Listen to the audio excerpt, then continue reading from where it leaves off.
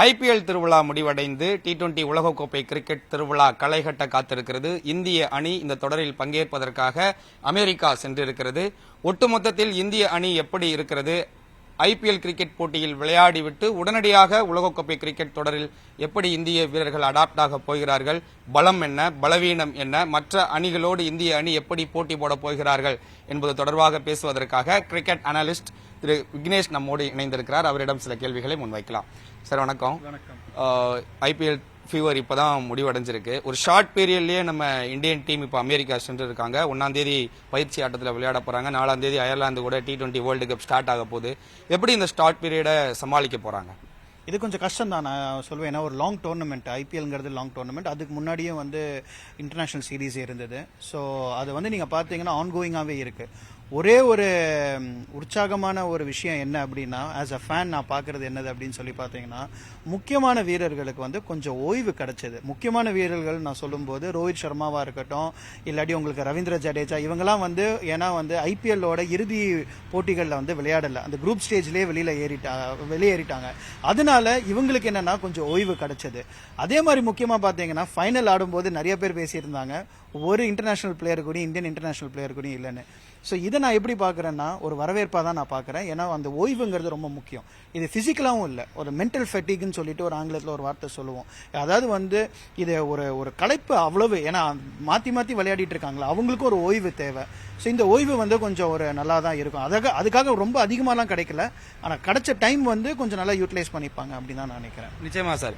இப்போ ஒரு 2 தினங்களுக்கு முன்பாகத்தான் ஃபர்ஸ்ட் பேட்ச் போச்சு, நேற்று தான் செகண்ட் பேட்ச் போயிருக்கு. ஒரு ஷார்ட் பீரியட் தான், ஒரு 4 நாட்களுக்குள்ளேயே அமெரிக்காவில் இருக்கக்கூடிய வெதர் கண்டிஷனுக்கு நம்ம உடம்பு அடாப்ட் ஆகணும்.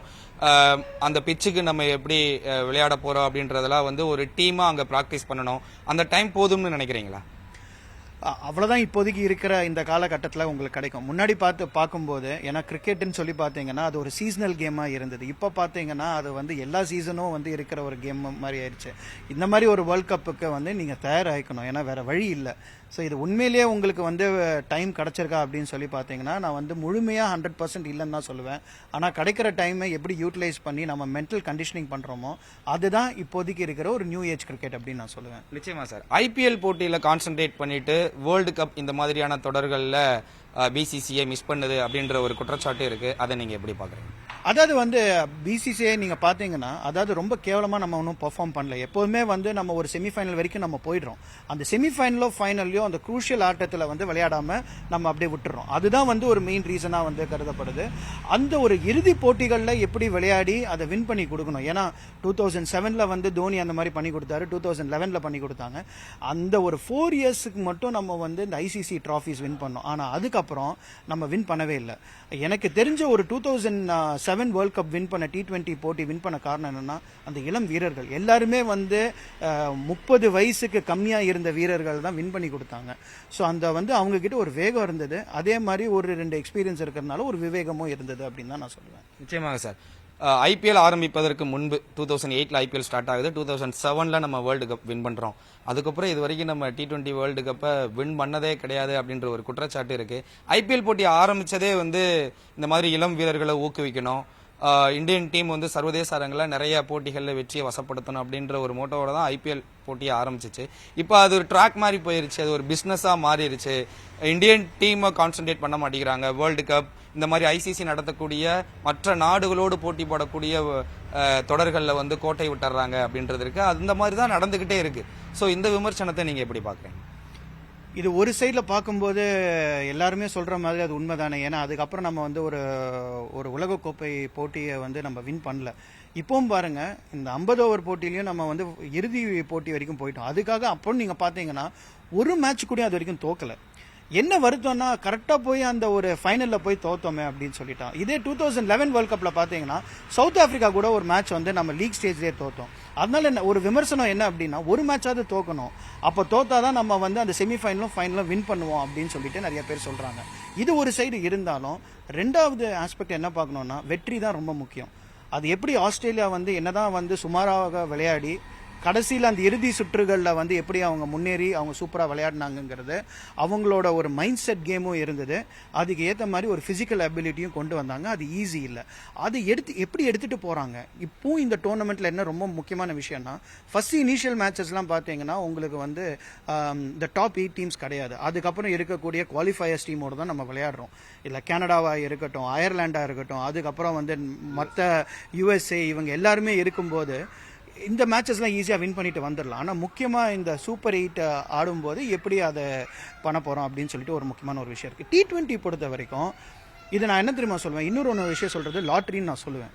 ஏன்னா ஒரு பிளேயர் அன்றைக்கி அடித்து கொடுத்துட்டாங்கனாக்கா அன்றைக்கி வந்து டீம் வந்து வின் பண்ணுறதுக்கான வாய்ப்புகள் நிறையா இருக்குது. ஆனால் 50 ஓவர்ஸ்லையும் டெஸ்ட் மேட்சஸ்லையும் அதுவும் கிடையாது.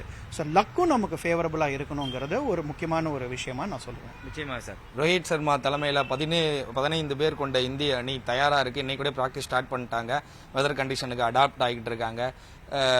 நம்ம டீமுடைய பலம் என்னன்னு நீங்கள் எதிர்பார்க்குறீங்க? பலவீனமாக நம்ம எதை சொல்லலாம்? 15 பேர் கொண்ட லைனப் எப்படி இருக்கு?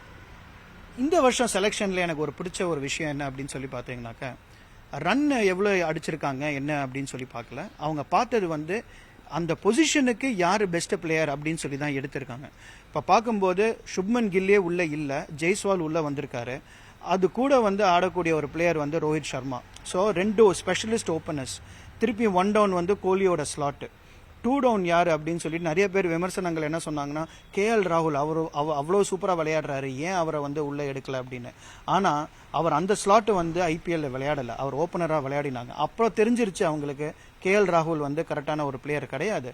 நம்ம வந்து யார் போகணுன்னா சூரியகுமார் யாதவா போகணும். இல்லாட்டி அதுக்கப்புறம் இருக்கக்கூடிய பிளேயர்ஸ் ரிஷப் பந்த், அதுக்கப்புறம் உங்களுக்கு இருக்கிற ஹர்திக் பாண்டியா, சிவம் தூபே எந்த பொசிஷனில் ஆட போறாருன்னு தெரியல.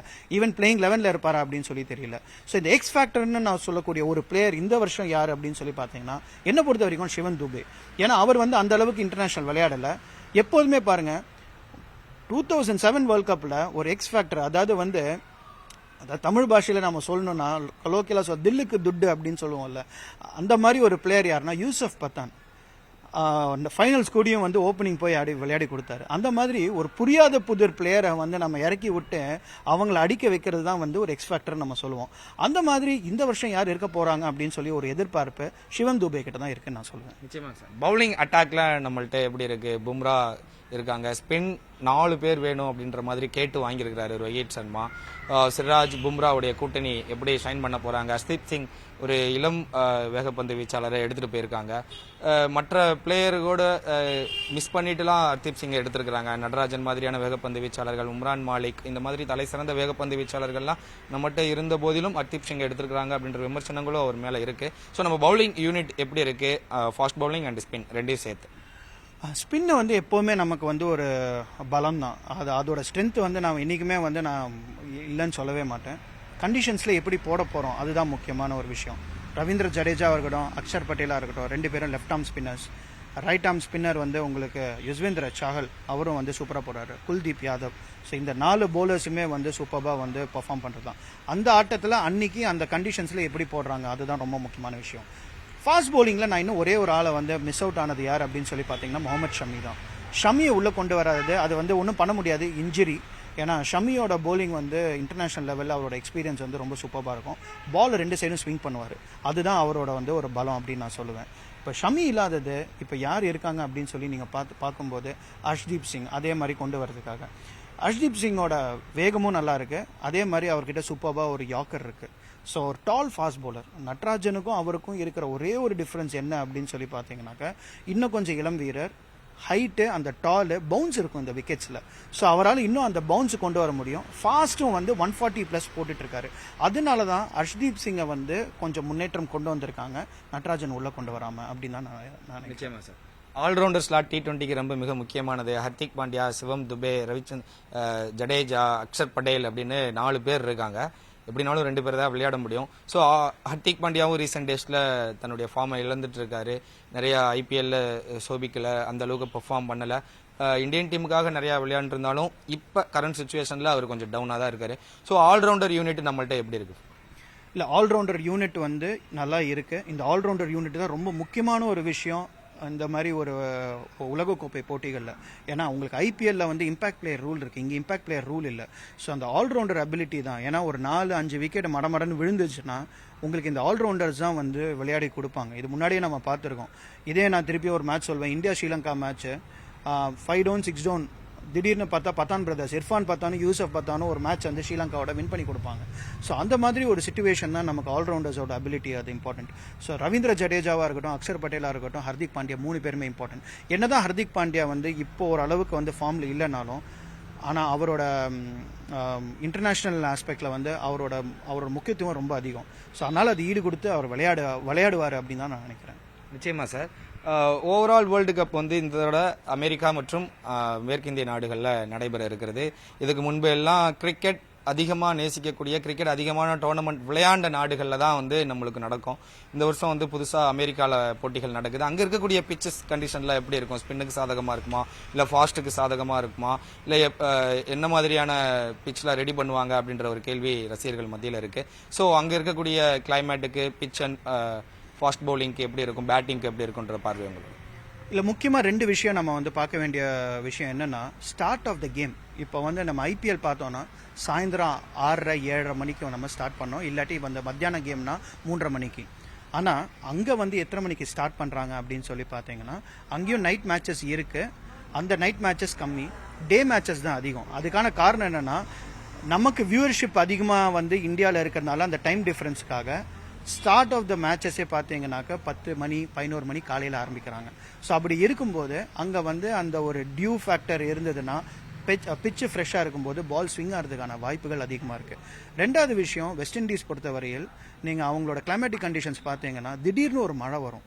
ஐலண்டில் இருக்கிற ஒரு நாடு இருக்கிறதுனால தலை மேலே வந்து ஒரு மேகம் இருக்கும், அது மட்டும் மழையை கொட்டிட்டு போயிடும். அதனால் இது வந்து ரொம்ப டிஸ்ரப்ஷன் நடக்காது. ஆனால் வந்து சடனாக ஒரு டவுன் போர் இருக்கும். அதனால வந்து பிச் கண்டிஷன்ஸும் மாறதுக்கான சான்ஸ் இருக்குது, அவுட் ஃபீல்டும் மாறதுக்கான சான்ஸ் இருக்குது. டெஃபினட்டாக இந்தியா மாதிரி ரொம்ப ஹை ஸ்கோரிங் வென்யூ கிடையாது. இந்த 160, 180 ஆர் 200க்குள்ளே அடித்தாங்கனாலே வந்து உங்களுக்கு 220, 260 மாதிரி ஐபிஎல் போகிறதுக்கான வாய்ப்புகள் ரொம்ப கம்மி இன்டர்நேஷ்னல் டோர்னமெண்ட்டில். அதுவும் யார் கூட இருக்கும்னாக்கா, இந்த மாதிரி லெசர் நோன் டீம்ஸை, கனடாவை ஆடுறோம், இல்லை அயர்லாண்டாக ஆடுறோம், இல்லை அந்த மாதிரி ஒரு டீமோட வாய்ப்புகள் இருக்குது. தவிர இந்த மெயின் ஸ்ட்ரெயின் டீம்ஸை, இந்த டாப் 8 டீம்ஸோட இவ்வளோ தூரம் அடிக்கிறது வந்து கொஞ்சம் கஷ்டமான ஒரு விஷயம் தான். யூஎஸ்ஏ பொறுத்த வரைக்கும் ஒரு புரியாத புதிர். ஏன்னா நம்ம அங்கே வந்து இது வரைக்கும் இன்டர்நேஷனல் மேட்சஸ் ஆடலை. இந்தியா பாகிஸ்தான் மேட்ச் நியூயார்க்கில் நடைபெற போகிறதுன்னு சொல்கிறாங்க. அந்த பிச் எப்படி இருக்குன்னு சொல்லி நிறைய பேருக்கு தெரியல. ஸோ அது புரியாத புதிர் தான். ஆனால் இது வந்து சம்மர் டைம் அவங்களுக்கு. அப்படி இருக்கும்போது பேட்டிங்க்கு சாதகமாக இருக்கும் அப்படின்னு சொல்லி தான். ஏன்னா ட்ராப் இன் பிச்சஸ் தான் அங்கே போட போகிறாங்க. வெஸ்ட் இண்டீஸ் பொறுத்தவரையில் அந்த பிச்சஸ் எல்லாமே நம்ம முன்னாடி பார்த்த இதெல்லாம் இருக்கும். யூஎஸ்ல மட்டும் அதை ட்ராப் இன் பிச், அதாவது வேற இடத்துல தயார் பண்ணி அந்த இடத்துல வந்து அதை வைக்க போறாங்க. ஸோ அப்படி இருக்கும்போது அது யூஸ்வலாக ஒரு பேட்டிங் பிச்சாக தான் இருக்கும் அப்படின்னு சொல்லி ஒரு எதிர்பார்ப்பு இருக்கு. நிச்சயமா சார். இப்போ லீக் ஸ்டேஜஸ்லாம் வந்து நம்ம 2ஆம் கட்ட நாடுகளோட தான் நம்ம விளையாட போறோம். மெயின் டீம்ஸோட நம்ம அந்த அளவுக்கு மேட்சஸ் இருக்காது. சூப்பர் 8க்குள்ள நம்மளுக்கு எந்த அளவுக்கு டஃபா இருக்குன்னு ஃபீல் பண்றீங்க? சூப்பர் 8 யார் குவாலிஃபை ஆகிறாங்க அப்படின்னு சொல்லி அது ரொம்ப முக்கியமான ஒரு விஷயம். இதில் வந்து இன்னொரு ஒரு ஆஸ்பெக்ட் பார்க்கணும்னா, 2 மேட்ச்சு வின் பண்ணாலே போகிறோம், ஒரு வாய்ப்பு இருக்குது. ஸோ ஒரு மேட்ச்சு நம்ம தோத்தாலுமே அந்த டீமுக்கு வந்து ப்ரெஷர் அதிகமாகுது. ஸோ யார் உள்ளே வரப்போகிறாங்க, யார் வரப்போதில்லை அப்படின்னு சொல்லி நமக்கு தெரியல. எப்போதுமே ஒரு சர்ப்ரைசஸ் இருக்குது. நீங்கள் பாருங்கள், ஒரு தடவை நெதர்லாண்ட்ஸ் உள்ளே வந்தாங்க, அயர்லாந்து ஒரு தடவை நல்லா விளையாடி உள்ளே வந்தாங்க. ஸோ அந்த மாதிரி வந்து டாப் 8 டீம்ஸ் தான் வருவாங்க அப்படின்னு சொல்லி நம்ம சொல்ல முடியாது. T20 கிரிக்கெட் பொறுத்தவரையில் இந்த மாதிரி ஒரு சர்ப்ரைசஸ் இருக்கிறதுக்கான சான்சஸ் இருக்குது. யூஎஸ்ஏவும் என்ன சொல்லியிருக்காங்கன்னா, சமீபத்தில் ஒரு அறிக்கை கொடுத்துருக்காங்க, நாங்கள் ஒரு அப்செட் பண்ணுறதுக்கான வாய்ப்புகள் நிறையா இருக்குது அப்படின்னு. யூஎஸ்ஏ டீமும் நல்லா இப்போ வந்து கொண்டு வந்திருக்காங்க. அங்கே இருக்கிற பிளேயர்ஸ் பார்த்தீங்கன்னாக்க, இந்தியாவிலேருந்து ஃபார்மர் அண்டர் 19 பிளேயர்ஸ்லாம் அங்கே போய் விளையாடி இருக்காங்க.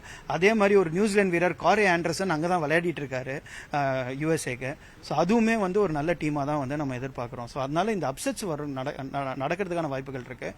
பட் டாப் 8 டீம்ஸுக்கான பொசிஷன் வந்து சான்சஸ் வந்து அதிகம் அப்படின்னு நான் சொல்லுவேன். லீக் ஸ்டேஜில் நம்ம இந்தியா பாகிஸ்தான் மேட்ச் ரொம்ப எதிர்பார்த்து காத்துட்டு இருக்காங்க. அதுக்கப்புறம் சூப்பர் 8லேயோ இல்லை செமிஃபைனல் ஃபைனல்லையோ இந்தியா பாகிஸ்தான் மீட் பண்ணுறதுக்கு வாய்ப்பு இருக்குமா? கட்டாயமாக இருக்கும். ஏன்னா இந்தியாவும் பாகிஸ்தான் தான் குவாலிஃபை ஆகிறதுக்கான சான்ஸ் இருக்குது. திருப்பியும் அங்கே போயிட்டு ஒரு மேட்சஸ் ஆடுறதுக்கு இருக்கும். பாகிஸ்தானும் இந்தியாவும் ஒரு ஃபேவரட்ஸ் வின் பண்ணுறதுக்கு, திருப்பி செமிஃபைனலோ ஃபைனலோ ஆடுறதுக்கான வாய்ப்புகளும் அதிகமாக இருக்குன்னு தான் நான் சொல்லுவேன். முதல் மேட்ச் எல்லாருக்குமே ஒரு ஆர்வம், அதனால வந்து அது எப்படி போகும் அப்படின்னு சொல்லி பார்க்கும்போது ஒரு இந்தியாவோட ஃபேவரட்ஸ் தான் நான் வந்து இப்போதைக்கு நான் சொல்லுவேன். ஆனால் பாகிஸ்தான் இவ்வளோ நாள் விளையாடுறதுனால, அவங்களும் ஓய்வு பெற்றதுனால அவங்க எல்லா கிரிக்கெட்டும் பார்த்துருக்காங்க. நம்ம ஆளுங்களோட ஸ்ட்ரென்த்தும் தெரியும், வீக்னஸும் தெரியும், அதுக்கேற்ற மாதிரி விளையாடுறதுக்காக ஆடுவாங்க. ஸோ அப்படி பார்க்கும்போது இந்தியாவுக்கு வந்து அந்த எக்ஸ்பீரியன்ஸ் சைடில் வந்து கொஞ்சம் எட்ஜ் இருக்குது. ஆனால் T20 பொறுத்தவரையில் யாருமே என்னன்னு சொல்ல முடியாது. திடீர்னு ஒரு புது பிளேயர் வந்து அவங்களுக்கு அடிச்சு கொடுத்தாலும் வாய்ப்பு வந்து அவங்க சைடுக்கு போயிடும். பட் இந்தியா பாகிஸ்தான் தான் ரொம்ப இம்பார்ட்டண்ட்டான ஒரு விஷயம் இந்த உலகக்கோப்பைன்னு சொல்லுவேன். எல்லா உலகக்கோப்பை மாதிரி இந்த வாட்டியும் அதே மாதிரி தான் இருக்குது. நிச்சயமா சார். அப்செட் டீம் அப்படின்னா இந்த தடவை எதை சொல்லலாம்? நம்ம ரீசெண்ட் டேஸில் இதுக்கு முன்னாடி நடந்த உலகக்கோப்பை கிரிக்கெட் போட்டியிலலாம் பங்களாதேஷ் அண்ட் ஆப்கானிஸ்தான் நம்ம சொல்லுவோம். இந்த தடவை அப்செட் டீம்ஸ்னு சொன்னால் உங்களுடைய கணிப்பு என்ன? இப்போ நீங்கள் பார்த்தீங்கன்னாக்கா பங்களாதேஷ் தோத்துட்டு இருக்காங்க. இப்போ ஒரு சீரீஸில் வந்து USA வின் பண்ணிட்டு இருக்காங்க. இப்போ USA மேலே எதிர்பார்ப்பு, ஏன்னா ஹோம் கண்ட்ரினால அதுவும் அதிகமாக இருக்குது. அவங்களும் பயங்கரமாக அறிக்கை விட்டதுனால திடீர்னு அவங்க ஏதாவது 1 or 2 கேம்ஸ் வின் பண்ணுறதுக்கான வாய்ப்புகள் இருக்கா அப்படின்னு சொல்லி பார்க்குறேன். பட் வேறு அப்செட் டீம் நான் பார்க்கும்போது அயர்லாந்து வந்து ஒரு நல்ல ஸ்குவாடு. அதே மாதிரி உங்களுக்கு இன்னொன்று வந்து பார்த்தீங்கன்னா ஆப்கானிஸ்தான். இப்போ நான் ஆப்கானிஸ்தான் இப்போ வந்து யாருமே வந்து இந்த டாப் 8 டீம்ஸில் வந்து ஆப்கானிஸ்தானே ஒரு டீமாக தான் நான் சொல்லுவேன். ஏன்னா அவங்க கிட்ட இருக்கிற bowling, பேட்டிங், அதுவும் அவங்களோட IPL எல்லா பிளேயர்ஸும் விளையாடுறதுனால அது எல்லாமே வந்து நல்லா இருக்கு. Okay sir. சூப்பர் 8ல் வந்து நம்மளுக்கு யாரெல்லாம் ஒரு டஃப் காம்படிட்டராக இருப்பாங்க? இப்போ New Zealand, England, south Africa, west Indies, இந்த மாதிரி டாப் 8 டீம்ஸில் எல்லாருமே ஸ்ட்ராங்காக இருக்காங்க. T20யில் யாராவது ஒரு ஆளுக்கு கிளிக் ஆனாவே அந்த டீம் வின் பண்ணுறதுக்கு வாய்ப்பு இருக்குது. ஸோ நம்மளுக்கு யாரெல்லாம் அச்சுறுத்தலாக இருப்பாங்க இந்தியன் டீமுக்கு? இவங்களோட விளையாடுறப்ப ரொம்ப கேர்ஃபுல்லாக விளையாடணும், நம்மளுக்கு ரொம்ப டஃப்பாக இருக்கக்கூடிய ஒரு டீம் அப்படின்னா நீங்கள் எதை சொல்லுவீங்க? டெஃபினட்டாக ஆஸ்திரேலியாவை என்றைக்குமே நம்ம கவுண்ட் அவுட் பண்ண முடியாது. ஸோ நம்பர் 1 ஆஸ்திரேலியா சொல்லுவேன். ரெண்டாவது டீம் இப்போ என்ன சூப்பராக இருக்குது அப்படின்னு சொல்லி பார்த்தீங்கன்னா சவுத் ஆஃப்ரிக்கா மேலே எனக்கு வந்து எப்போதுமே ஒரு இது இருக்குது. இப்போ வந்து ஏன்னா அவங்க இருக்கக்கூடிய பிளேயர்ஸ் பார்த்தீங்கன்னா எல்லாருமே நல்லா பர்ஃபார்ம் பண்ணுறாங்க. ட்ரிஸ்டியன் ஸ்டப்ஸ் மாதிரி ஒருத்தர் வந்து IPL விளையாடி அவ்வளோ ஹை ஸ்ட்ரைக் ரேட் வச்சுட்டு, கிளாசன் கேட்கவே வேண்டாம், எய்டன் மார்க்ரம். இன்னொரு ஒரு முக்கியமான விஷயம், இவங்க எல்லாம் ஒரே டீமுக்கு ஆடி இருக்காங்க. ஸ்டப்ஸை விட்டுருங்க, மார்க்கமாக இருக்கட்டும், கிளாசனாக இருக்கட்டும், ஸோ இவங்க எல்லாமே சேர்ந்து விளையாடி இருக்காங்க. ஸோ அதனால் இவங்களோட ஒரு ஆட்டம் வந்து இன்னும் அதிகமாக காணப்படும் அப்படின்னு நினைக்கிறேன். மூணாவது டீம் நான் எப்போவுமே இங்கிலாண்டை சொல்லுவேன். ஏன்னா இங்கிலாண்டோட பேட்டிங் வந்து சூப்பராக இருக்குது. அதே மாதிரி இப்போ திருப்பி ஜோஃப்ரா ஆர்ச்சர் உள்ளே வந்துட்டார். ஸோ அவரோட போலிங்கும் வந்து அவங்களோட வந்து ஸ்ட்ராங் ஆயிடுச்சு அப்படின்னு நான் சொல்லுவேன். So England, south Africa and Australia 3 team. West Indies home, அதனால் அவங்களுக்கு அந்த அட்வான்டேஜும் இருக்குது. ஸோ இந்த 4வது டீமை நான் எப்போவுமே ஒரு வெஸ்ட் இண்டீஸை நான் சொல்லுவேன். ஏன்னா அவங்களும் நிறையா ஃபார்முக்கு வராங்க இப்போது. நிச்சயமாக சார். உலகக்கோப்பை கிரிக்கெட் போட்டிக்கு தயாராகிக்கிட்டு இருக்கு ஒட்டுமொத்த இந்தியாவும். இந்தியா போட்டிகள் எல்லாமே IPL மாதிரி தான் ஈவினிங் 8 o'clock தான் ஸ்டார்ட் ஆகுது.